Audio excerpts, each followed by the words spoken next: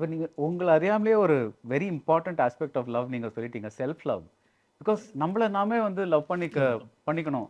So நீங்கள் வந்து சில பேர் ரொம்ப மாடஸ்டாக இல்லை இல்லை நான் ஒரு அளவுக்கு தான் பண்ணியிருக்கேன் அந்த மாதிரி. But I love to hear this because நீங்களே சொல்கிறீங்க நான் ரொம்ப நல்லா நடிச்சிருக்கேன்ட்டு. ஸோ இல்லை, ஐ லவ் மை செல்ஃப். நான் சூப்பராக பண்ணியிருக்கேன். நான் வேறு தேர்ட் பர்சனாக பார்த்து தான் சொல்லுவேன், சூப்பராக பண்ணியிருக்கேன் அந்த ஆள். அப்புறம் தான் அது நான் சொல்லுவேன். முதல்ல உங்களை நேசிங்க சார். கண்ணாடியில் பாருங்கள். இன்னொரு ஜென்மத்தில் இது கிடைக்காது சார். இது கிடைக்காது. ஒரு ஜென்மந்தான். அது பெரிய மூக்கா சின்ன மூக்கா சின்ன கண்ணான்னு பாரதி ராஜா நான் வச்சுக்கிட்ட பேர்.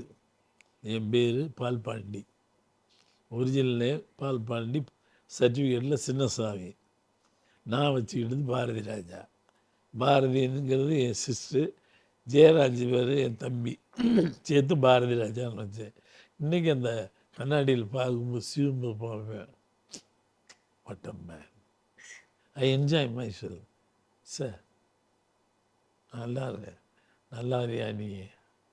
இன்னொரு ஜென்மம் கிடையாதுயா, ஒரு ஜென்மந்தான். உனக்கு கடவுள் எவ்வளோ 300 ரூபாயோட ஊரில் இருந்து வந்தேன். கடவுள் எவ்வளோ பெரிய விஷயத்தை கொடுத்துருக்கான். அப்படி என்ன கும்பிடுவேன்.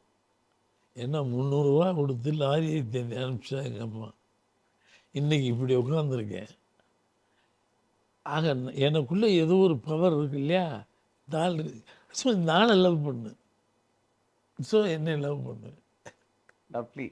On that note thank you so much.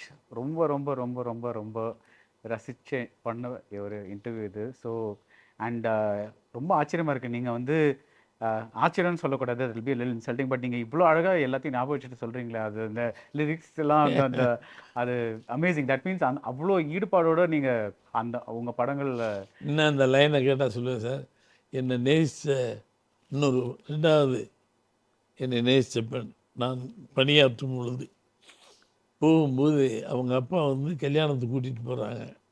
அந்த பொண்ணு எழுதின வரிகள் இன்னும் எனக்கு, எந்தன் வாழ்வில் துன்ப நிலை சூழ்ந்ததே, துயர் வந்தே என்னை அழைக்க நேர்ந்ததே, வானில் மேகம் நிறைந்து காணுதே, இடி மின்னல் மழை வர தோணுதே.